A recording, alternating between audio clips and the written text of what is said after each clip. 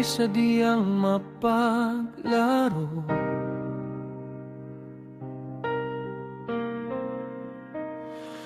Ngunit hindi ibig sabihin manakit tayo.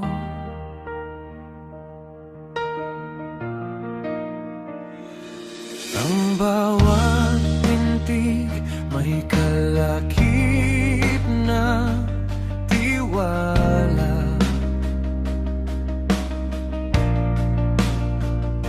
Huwag nating hayang mauwi sa wala.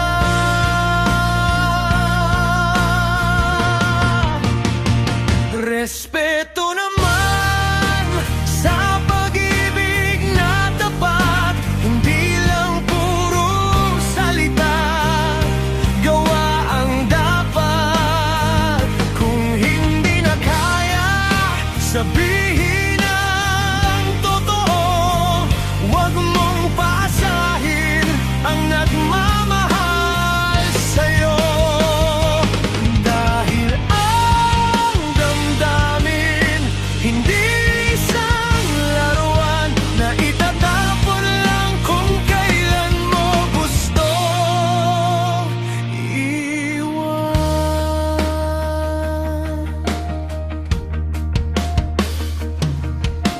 Ang pag-unawa ay mas mahalaga sa ganda.